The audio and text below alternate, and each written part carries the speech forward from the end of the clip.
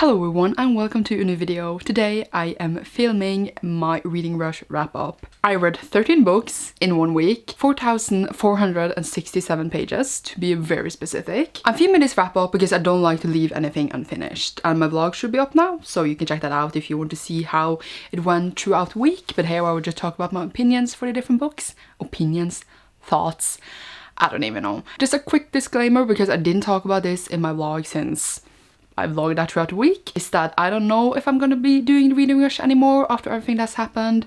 If you're unaware, you can probably find it more online with everything that happened around reading rush. I don't know if I can participate anymore knowing how the reading rush is now. If they do certain changes, maybe I will, and it makes me sad because I love the reading rush. I love how it's like a community where everyone in the whole book community comes together to do it. It's like one of the most global readathons we have, even though there's so many great others. It's like the biggest one, and then you feel very connected with the whole community when we do it, and I always like that. Even though like I'm a total loner throughout the week, and it makes me always feel achieved when I do it, but I just don't feel like doing it anymore when the things that has been happening.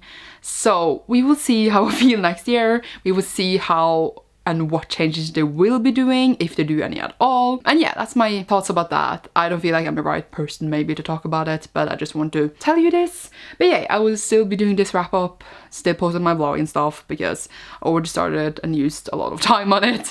So yeah, I don't want to waste my own time. Now I will talk about these 13 books, so I don't need to talk about it all together in one wrap up with my July wrap up, and it makes my life easier. The first book I read was A Crown of Wishes by Varshney Chakshi. This was for the first reading challenge to read a book that matches your birthstone, and my birthstone is emerald. This is green and stuff, like an emerald. This is the companion slash sequel to The Star Judge Queen, which I read earlier this year, and that is a retelling with Indian influences of Persephone and Hades from Greek mythology. I can't say the name of Persephone. Is the P silent or not? Either way, this one follows the sister of Maya in the first book, called Gauri, who is a kind of war prisoner, I guess. And then the prince and her, the fox prince as it's called, Vikram, they go together on this journey because they're gonna participate in these games, because then they will get a wish, and they want to wish for different things for their kingdoms and stuff. And yay, it's like, I love Varshney Chakshi so much, and her writing is so magical, and her deeds are so magical, and I just really enjoy this. Like, the first book is very like, it's called like beautiful writing, and here it wasn't that intense as in the first book, because in the first book it could be a bit much, but like I loved it. Like I gave that 5 out of 5 stars. I guess the story here, like the plot, didn't engage me as much as in the first book, but I still really enjoyed it, and I thought it was fun and beautiful story. I just like thought the end was a bit like, okay, and like the games itself wasn't that exciting for me, but I still really enjoyed it. So I gave it 4 out of 5 stars. I don't know if I read these in like the order of the challenges, like 1 to 7, but I'm just gonna say challenge, but I don't know if it's actually like number 2 because I don't remember. Either way, that doesn't really matter. And next one I read was Warm Bodies by Isaac Marion. This one I read for the challenge that the movie was based upon that you already watched, and I watched Warm Bodies when it came out in what, 2014 or something, with Teresa Palmer and Nicholas Hoult, which is on the cover, because I have the movie cover, and I watched that like 3 or 4 times because I really enjoyed that movie. And it's basically a zombie apocalypse movie and book where we follow R, who is a zombie, and he's kind of conscious and kind of like eats people, of course, because he's a zombie and it's in a zombie apocalypse. But then he meets Julie, and they like, I don't even know, falls in love, and it's kind of like forbidden love because he's a zombie, right? And then things escalate from there, and it's actually a story based upon Romeo and Juliet, which is why his name starts, it's just R, but we don't know his actual long name. It was fun. I didn't hate it, but I didn't love it. It's like very short, and I feel like not as well developed as I would like, but I feel that it's kind of a book that just wants to, I don't know, not make fun of, but make kind of a bit of a romantic comedy slash tragedy out of like the typical zombie thing, and Romeo and Juliet, a very known love story, and it kind of just mushes it together, and it works somehow, but it's not like my best thing I ever read. But I did, like, I enjoyed myself. I think I gave it like 3 out of 5 stars. I think the writing was just a bit like flat, that didn't make it so exciting, but it was like funny and cute, and now I really want to watch the movie again because it's been a long time. Yay! I then read Star's Wake. I have called this Star's Wake so many times, by the way, by Leda Seymour, and I for some reason always have read that D there as an O because I can't read this font. Because I just can't. It's the first book in the series called Mole Colors, and it is written by this YouTuber as well that's really wanted to write a book, and they did. Yay! So I got this from my friend for my birthday, I think like 2 or 3 years ago, and this was for the challenge to pick a book, the first one you touch, and I made my friends hold books out for me, and then this one was the first I touched. Like, they picked things for myself, I didn't know what it was, could have been anything, and they picked this. And I read it, and I didn't like it. Like, this is my least favorite book for the reading rush, probably for the whole month. It was very frustrating to read because it follows this starred-eyed woman. What's her name? Oh my god. Either way, it follows this elf. Is she an elf?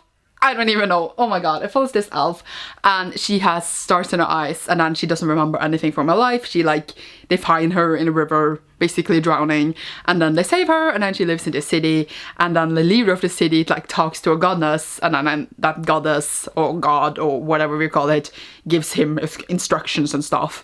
And then this kind of demon spider thing comes in, and like there's different speakers. Oh my god, this became complicated. There's different speakers that speaks to the god people. He is one of them, as I said, and like there's 6 speakers if I remember correctly, and then this spider thing like corrupts all of them and like takes over the land or whatever, so they're losing the speakers kind of. And then we follow this sort of a woman that does have an A that I cannot now remember. I wrote it down, but I'm too lazy to go into my phone and check my notes. We don't know like where she comes from and who she is, but she has magic at least. And then, yeah, I guess they're trying to stop the spider thing. I'm saying I guess because the plot was kind of non-existent in this one. And it was so annoying to read because like they kept changing the point of views like in mid-sentence. So I didn't know who they were speaking about. They kept changing places and I was like, where even are we? And like the plot doesn't have a concrete structure. So you're kind of like going around and talking about really vague things and mentioning a lot of different names and places that we don't really know anything about. They're kind of just like throwing in the world building at us.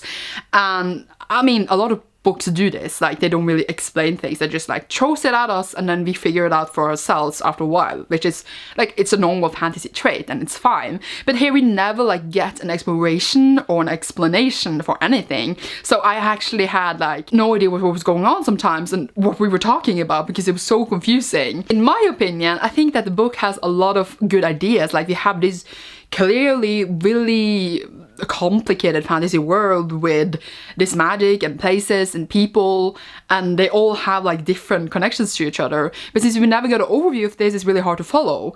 I think that it just needs a bit more like polishing. It feels like a first draft that needed more editing or something to make it more understandable for a reader like me to come into the story and like understand what is actually going on and where we are and who we are. Like for example, we just suddenly went to a city and then suddenly they have like, what you call like, not planes, but like things you can fly in and like guns and stuff. And I was like, okay, so we're in that kind of fantasy world, but you never established this before. So what kind of world are we in? It was confusing. Yeah, so the book became really unreadable for me because I didn't understand.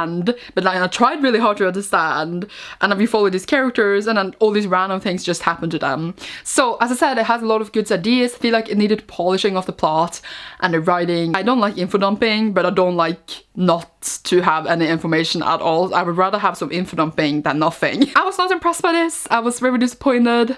I didn't have that many expectations from it, but it felt like a first draft that could use more polishing and use more time to really delve into the ideas I could see here but didn't get any grounds for. So that was disappointing. I gave it like 2 out of 5 stars and I wanted it to end when I read it. I then read Idiot by Laura Cleary, and this one I read for a challenge that was read a book in a genre you want to read more of, and this is non-fiction, and I do want to read more non-fiction. I just tend to not because I just read fantasy and contemporary. This is Laura's biography. She is a really popular Instagrammer, YouTuber, etc. And I think she was on Wine when that was a thing. It's a bunch of essays where she talks about her life and her addiction and how she wanted to be an actress and how she grew up and like tried to be an actress, but also her addiction came in the way, an abusive relationship, and how she came where she is today. I'll say at once that I'm not like the biggest fan of hers. I have watched some of her videos because my friend has shown me, and she does keep showing up on Facebook or like in general, which is fine, and I think she is funny. Not saying like I follow her, but like my friend wanted me to read this book, so she gave it to me, and I thought the book was really funny, but also really interesting. It's not like it's fun to read about addiction and abusive relationship, but it's interesting to see the perspective of a person looking back on their lives and see how it came to be. It was really heartfelt and funny, and just reading about people, and I don't know, reading about other people teaches you empathy, right? It was frustrating because like you're like, but can't you see this? And she has tells herself in the past like, yeah, I know, but I couldn't see this at the time, and it's interesting in that way. And overall, like the tone of the book, how it was written, I just really enjoyed it all. So overall, it was a really good book. Like, I don't know how much you enjoy it, but like I'm not a fan. I don't hate her or anything. Like I think she's funny, as I said, but like maybe you enjoy more if you're a really big fan of her. Maybe you could enjoy it if you're not a fan of her. I don't know, but overall it was so interesting. It felt really sincere. My only problem that I have noticed with like biographies, I read few ones now with like celebrities that I enjoy, is that they always have like this self-help vibe. It's like in the end they're always like, oh, but you are beautiful and you can do this, and if you believe in yourself, la la la la la. It's like preachy, I guess. I don't like that. I don't know why. I mean, I guess of course they're trying to be encouraging and positive people, but I apparently don't like that. So it became a bit like that. Not as much as I read another one where it was like a lot of that all the time, and I was like, oh my god, this is getting tiring. I know. Okay, I get it. You want me to feel better about myself, but it's not working when you're telling me. Conscious problem with these that I get into like, you are worth it vibe, and I'm like, I don't really care. Like, I care for them that they believe that about themselves, but I don't want to be told. I gave it 4 out of 5 stars. Then we have Tyler Johnson Was Here by J. Coles. This one I read for the challenge to read a book set on another continent than yours. So this is set in the United States and I'm in Norway, so obviously different continents. This follows Marvin and then his twin brother, oh, I kicked something, Tyler goes missing, and then it turns out the day after that Tyler was actually shot by a police officer. So yeah, it's a book that explores police brutality in America and mourning and loss and different things like that, and overall it was a really of course sad and horrific book because like it's not fun to read about, obviously, but it was really good, and I really liked Marvin as a character. I really liked the writing and I liked all the characters, but overall it was sad. It's also really short, like under 300 pages, so we don't spend that long with all of them, but like I don't know what to tell you. Like, of course when I have a lot of criticism I talk for a long time, but like when I enjoy the book, it's like I enjoy the book. Help me!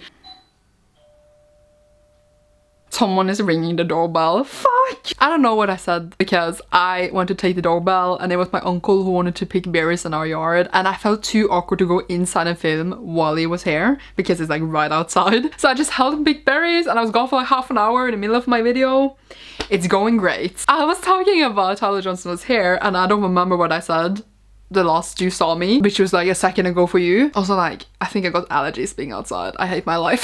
What was I saying? Yeah, like, it takes up a lot of different themes. It was impactful, it was important, it was warm, heartwarming and heart-wrenching, and yeah, I really enjoyed it. I feel like I totally like lost my loop of what I was saying, but point is that it was a really good book and I gave it 4 out of 5 stars. The next book I read was Children of Virtue and Vengeance by Tomi Adeyemi, and this one is the second book in Children of Blood and Bone series. I don't think that's what it's called. It's called The Legacy of Orisha. I'm really sorry. And I read this for the challenge to read outside. I didn't go outside physically, but I was by the window, and yeah, the challenge is to read a book outside your house. I was in my best friend's house or apartment, so I wasn't inside my own. It totally counts. I really enjoyed this. I am always scared to read second book in the series because I feel like the fear of like second book syndrome is haunting me for forever.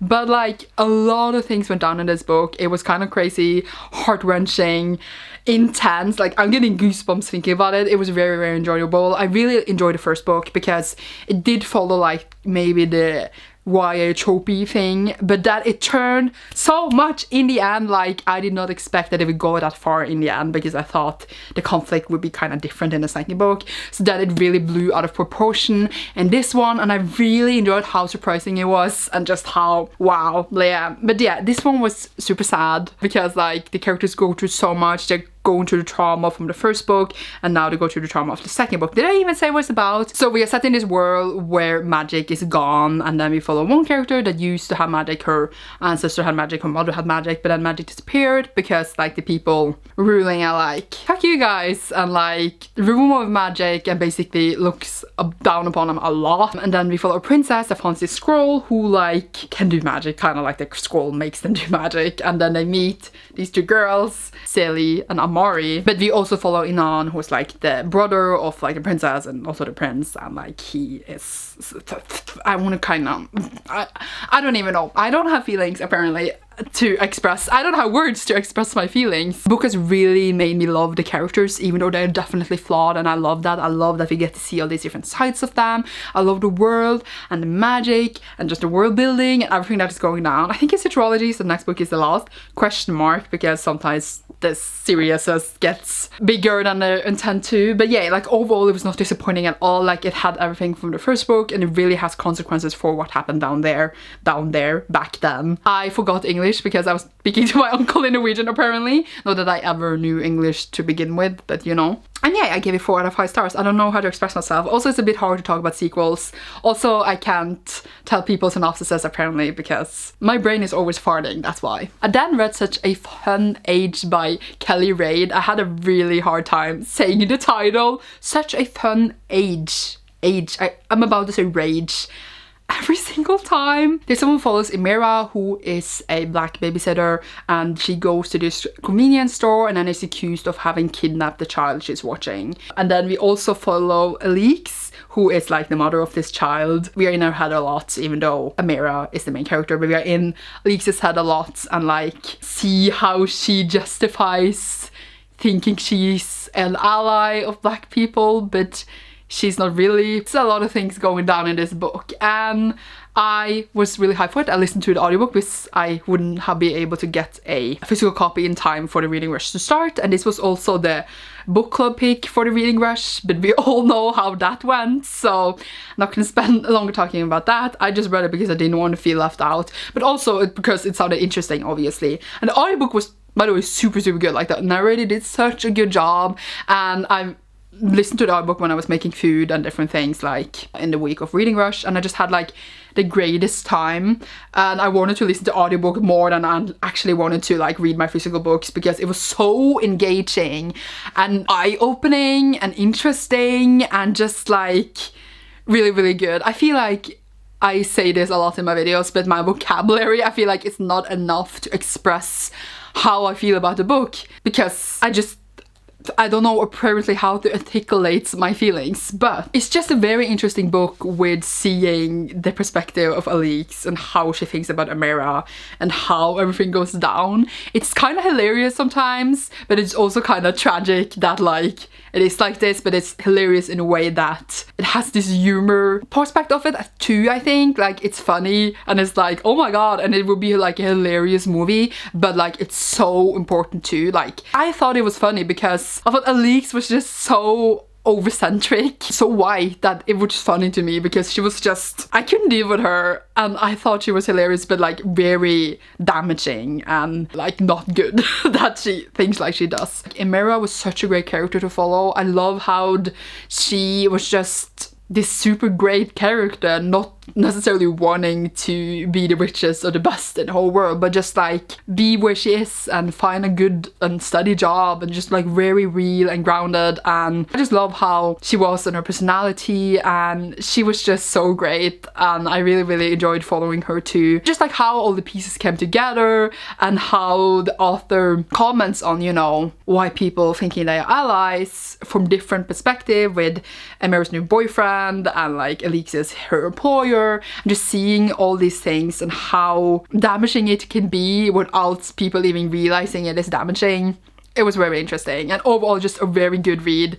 Just also just like following the characters, as I said, and their journeys and seeing them succeed or not succeed.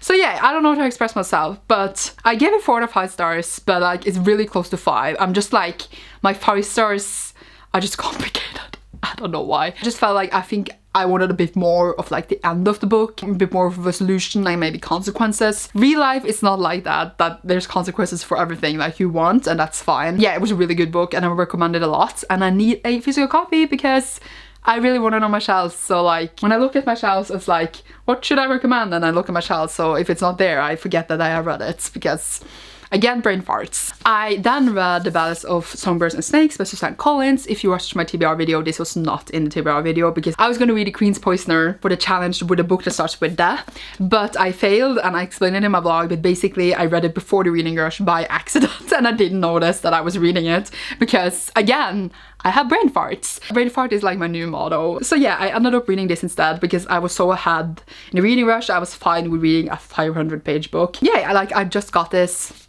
and then a dog peed on it, so it smells pee, and I really want to cry. But overall, I read this whole thing and I was really conflicted about picking it up. It is a prequel to the Hunger Games series, if you were unaware, and it follows Cornelius Snow, that I only know how to pronounce because they say it in the movies.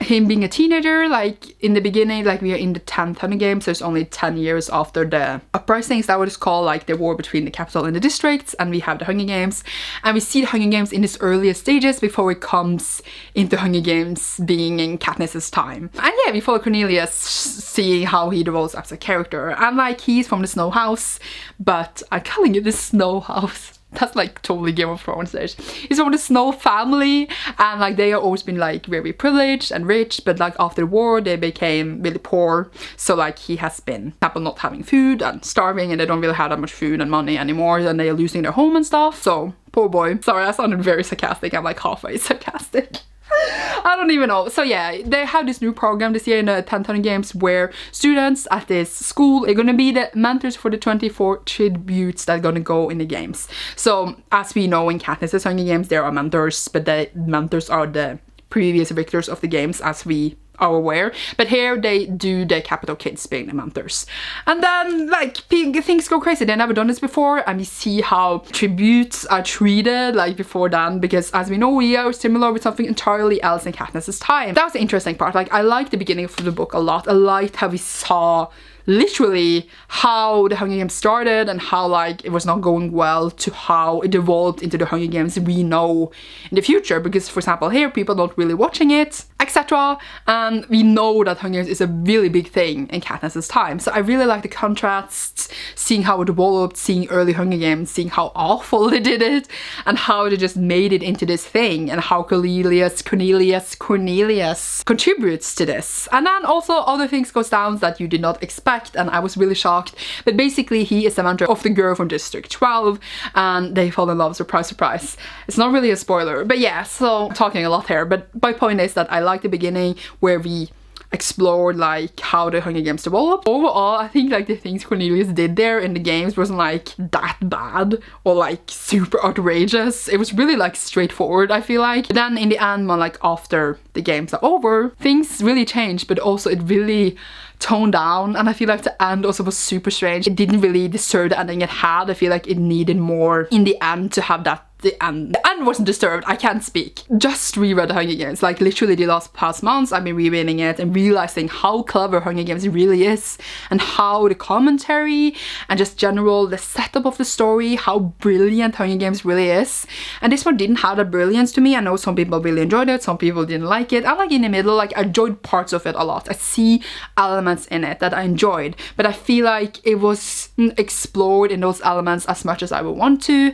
And overall I gave it like 3 out of 5 stars. So I'm in the middle of a 3. I don't regret reading it because I would read anything in this world, but overall it wasn't that punch in the gut that I got from the Hunger Games that I still think is really great. Hunger Games is not outdated as another certain past favorite I read and kind of undated. Also, I still think it's a weird choice to make a book about Cornelius Snow because we know how he ends up, even though like there still were surprises in here. Basically it's just him being like, oh my god, the Snows deserve everything. I want to be a privileged rich ass again. And that's basically what happens. So it's like, okay, then what was the point? I guess you're just following a white ass to just follow a white ass, I guess. So this one was not on my TBR either because I was at my best friend's house and I didn't have my other books with me because they were home. So I just read something that I got there, and I got this in my Fairy Loot, which is now boxing up on my channel. And I just decided to read it because I thought, why not? So that is Force of Souls by Laurie M. Lee. And if I'm not incorrect, all the challenges I've completed now, so now these are just like extra reads because I like to suffer. And this one is a new release, like really new, following shamans, and it follows Saoirse, who basically finds out that she has powers, and in the kingdom she lives in, she's in the army. Magic is like, no, don't have magic.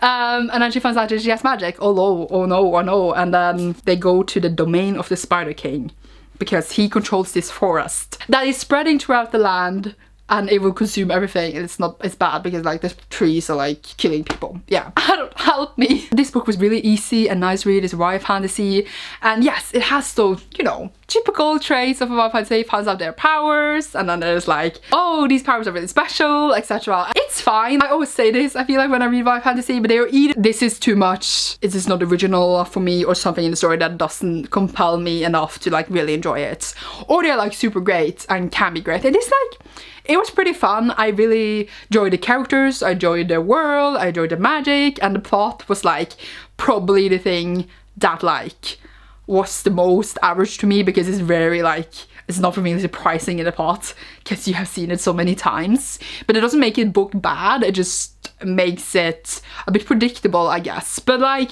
if you're a person that, for example, haven't read that much fantasy, I think it would be super fun because then you haven't seen the elements so many times, so it's not that predictable. And if you enjoy those kinds of fantasies, it's perfect for you. And I enjoy them, which is why I keep reading them. And I had a lot of fun times with it. I will definitely continue the series. I really enjoyed the book. And as I said, I enjoyed all the elements in it. Always, I keep saying this in my videos, is that the first book in the series can be very similar to other books because they need to set up that story, and that setup is usually very similar to each other. But as the series go on, they have the opportunity to really break out because that's where you see a story develop and can be like so much more than the first book. And that has happened a lot of times when I read first books in series and they're like, oh, this is really typical, but then the next books are really something else because the story develops into like not the typicalness. But yeah, like I could see a lot of people be like, this is just like a lot of things I've seen before, and that is fine, but it doesn't make the book bad because we keep writing these tropes because people enjoy them. But like, I can see why it's not like, oh my god, the most mind-blowing book ever, because it wasn't. But I enjoyment and seeing the story and like the elements I enjoyed, so I gave it 4 out of 5 stars. Could possibly like be like 3.5, but overall would recommend. And you know, Asian inspired, so Asian authors, so always plus for that.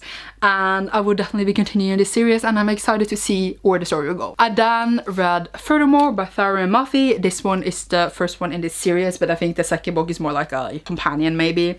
And this one follows Alice, and it's kind of an Alice in Wonderland retelling that doesn't have any color, and she lives in this town where everyone is very colorful, and her dad went missing a few years ago, and then she and another dude in the village goes try to find him. And overall, this is a middle grade, so it went by really quickly, but overall I just had so much fun with this. It reminds me how much I enjoy the middle grade genre, because it can be so silly, and like since it's for younger audience, it's like acceptable. I'm not saying that books for adults and young adults can't be silly, but it can be silly in a totally different way. I just love the tone of this story and the elements of like finding friendship and each other, and just the silliness of where they were going. They go down to Furthermore, which is basically Wonderland, and it's just the most like the place opposite of everything, and they're basically talking about how you need to go out of your box to think there, and it's like that doesn't make sense, but it's supposed to not make sense of the things how it works down there. And I just loved it. It was so original and fun. There was this badge you can get on Reading Rush where you rate book 5 stars, so I kind of rated this to get that badge. There was nothing I didn't enjoy about the book, maybe the end was like a bit quick, but overall I just, all the elements, the friendship, the Furthermore, the ideas, and how it made me smile and laugh, and also like there was hardship in it and sad things in it too, and I just really enjoyed it. Okay, so I really recommend this, and I feel like no one is talking about it. This was probably one of my faves together with Such a Fun Age, but I read a lot of different good ones. I really want to read a sequel, which I'm gonna do, and I'll get spoilers for my TBR. Apparently can't stop speaking, but really enjoyed this. I said really enjoyed this like 3 billion times. Yeah, so Furthermore I put on my TBR like extra, and the same with the next 2 ones. So that is Progeny by Mary Liu. This is the second book in the Legend series, and the Legend series is like a YA dystopia set in a future where like the states have like split, and there's like not different kingdoms, but there's like a president and different things, and everything is being controlled very dystopia wise. And we follow Day, who is like the most wanted criminal in the place they live in, and June, who is like really privileged and live in privilege, when her brother gets killed, and like she goes out to investigate who did it, and Day is like accused of being that killer. That is the first book, and then their paths crosses, and now we are like in the aftermath of all that. And I think like it's really normal for YA dystopia to like get to the revolution because that's really normal, like break out of, you know, the evil government, because that's dystopia, right?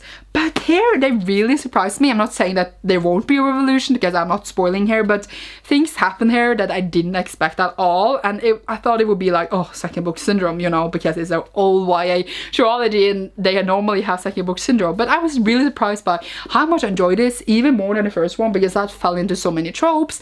But then, as I said earlier, the second book surprised and broke out of that, and it became something different, and I was really interested, and it was so fun. Like, I'm not saying it's the most mind-blowing thing ever, but I had a really good time with it. I enjoyed the characters, and I enjoyed seeing this world developing and see how much we learn about it, and what a future that doesn't exist obviously, but seeing what Marie Lu has come up with. Give it 4 out of 5 stars. Could be 3.5 for this one too, but overall I had a lovely time. The last physical book I read was From Twinkle with Love by Sandy and Manon. So I read When Deep Met Rishi when that came out, and I finally read this one, which came out the year after, but I'm not reading it till now because I'm a slow poop. This one follows Twinkle, who wants to be a movie maker, and it's kind of totally letters. It's she writes in a diary and kind of totally letters to different female directors, if I remember correctly, and then she's gonna make this movie project at school, remaking Dracula, and then she also gets interested in this boy, and she also has troubles with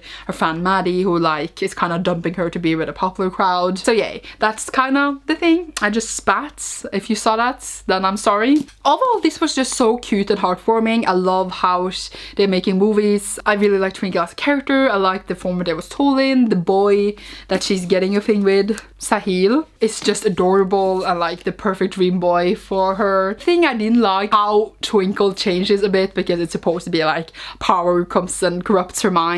It's kind of like very typical, and I didn't feel like it was natural because it just came suddenly and then it was suddenly gone, and I felt like it was a bit like, what was the point? But overall, I feel like a lot of books like this have like a lot of unnecessary drama. Like it builds up to this drama blowout, and then it's all okay in the end, but the drama blowout wasn't that bad, and then we also got really nice resolutions in the end. So overall, I really enjoyed myself. I'm really looking forward to reading her other books that I really need to pick up ASAP. I don't know what more to tell you. I enjoyed with it. 4 out of 5 stars. I then read The Last Wish by Andrzej Sapkowski, that I know I'm not pronouncing correctly, and that is the first book in The Witcher, which is like 0.5 or whatever we're calling it, with the 5 short stories, but it is the first Witcher book, so please start here if you're gonna read a series.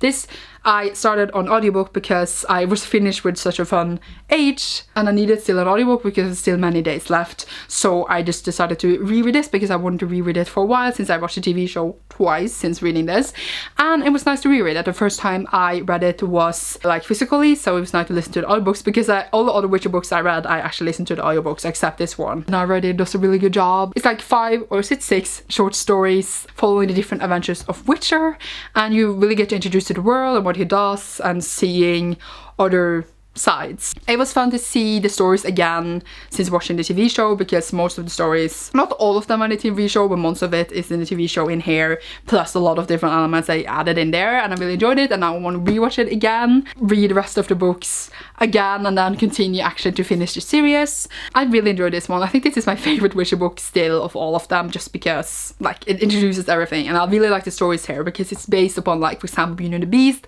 but then it has a plot twist to Beauty and the Beast. And like Snow White has a plot twist to Snow White. Like, you see it's inspired by different things, but it has plot twists to it, and I really enjoyed it. My main issue with the Witcher books that has been, when I've been reading and continuing through them, is the writing, because he writes in a way that, like, instead of showing you, he tells you, and he has character tell you what happened, and that happens a bit in this one but much more later in this book. So like we sit down basically, and then Geralt is like, for example, what happened, and then we have a character over so many pages telling about all these events. Instead of seeing those events, you're just told about them, and it happens a bit in this one, but there's a lot of telling, not showing in general, in his books, that makes the book really confusing, because they talk about so many different things in a confusing way. And that's like my main criticism about the book. I don't like how they're written sometimes, especially the later ones, but this one, it's not that potent, so I really enjoyed this one. If you want to start Witcher, please start here, and I really enjoyed it. 4 out of 5 stars still. Could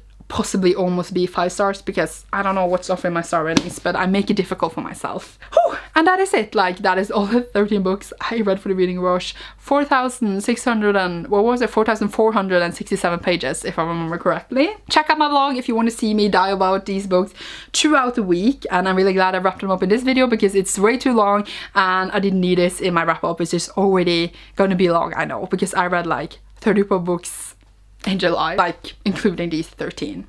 I don't know why, I just like to suffer. Thank you so much for watching. As I said, I'm unsure if I will keep participating in a reading rush, but I do like to have that 1 week of only reading, so if I don't do that, I will probably do something else for myself. Thank you so much for watching. I hope you enjoyed, and you will see me soon in a new video. Bye!